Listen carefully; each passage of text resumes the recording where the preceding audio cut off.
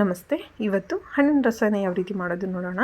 So ಅದಕ್ಕೆ ನಾನು ತೊಗೊಂಡಿರೋ items ಬಂದುಬಿಟ್ಟು ಬಾಳೆಹಣ್ಣು, ದಾಳಿಂಬೆ, ಡ್ರೈ ಫ್ರೂಟ್ಸ್, ಮಾವಿನ ಹಣ್ಣು, ಪಪ್ಪಾಯ, ಹಾಗೆ ಮೋಸಂಬಿ ಮತ್ತು ಬೆಲ್ಲನ ತೊಗೊಂಡಿದ್ದೀನಿ. ಸೊ ಇವಾಗ ತೊಗೊಂಡಿರೋ ಹಣ್ಣುಗಳನ್ನೆಲ್ಲ ಒಂದು ಪಾತ್ರೆಗೆ ಹಾಕ್ತಾಯಿದ್ದೀವಿ.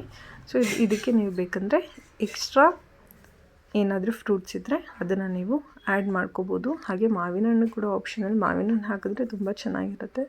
ಸೊ ಹಾಗಾಗಿ ಸ್ವಲ್ಪ ಮಾವಿನ ಹಣ್ಣನ್ನು ಇಲ್ಲಿ ತೊಗೊಂಡಿದ್ದೀವಿ.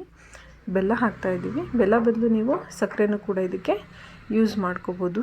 ಹಾಗೆ ಡ್ರೈ ಫ್ರೂಟ್ಸು ಅಷ್ಟೇ. ಸೊ ನೀವು ಅಡಿಷ್ನಲ್ಲಾಗಿ ಎಲ್ಲ ಡ್ರೈ ಫ್ರೂಟ್ಸ್ನೂ ಕೂಡ ಯೂಸ್ ಮಾಡಿಕೊಂಡ್ರೂ ಕೂಡ ಚೆನ್ನಾಗಿರುತ್ತೆ. ಇದಕ್ಕೆ 2 ಸ್ಪೂನ್ ಹನಿನ ಆ್ಯಡ್ ಮಾಡ್ತಾಯಿದ್ದೀವಿ.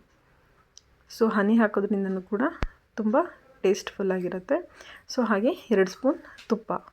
ಸೊ ತುಪ್ಪ ಹಾಕಿದ್ಮೇಲೆ ಇದಕ್ಕೆ ಸ್ವಲ್ಪ ಹಾಲು ಮತ್ತು ಸ್ವಲ್ಪ ಮೊಸರನ್ನು ತೊಗೊಂಡಿದ್ದೀವಿ. ಸೊ ಮೊಸರು ಹಾಲು ಹಾಕ್ತಾಯಿದ್ದೀವಿ. ಸೊ ನೆಕ್ಸ್ಟು ಇದನ್ನು ಚೆನ್ನಾಗಿ ಮಿಕ್ಸ್ ಮಾಡ್ಕೊಳ್ಳಿ. ಸೊ ಮಿಕ್ಸ್ ಮಾಡ್ಕೊಂಡ್ಮೇಲೆ ನೀವು ಇದನ್ನು 2 ನಿಮಿಷ ಫ್ರಿಜ್ಗೆ ಇಟ್ಟು ತಿಂದು ನೋಡಿ ಹೇಗಿತ್ತು ಅಂತ ಕಮೆಂಟ್ ಮಾಡಿ ತಿಳಿಸಿ.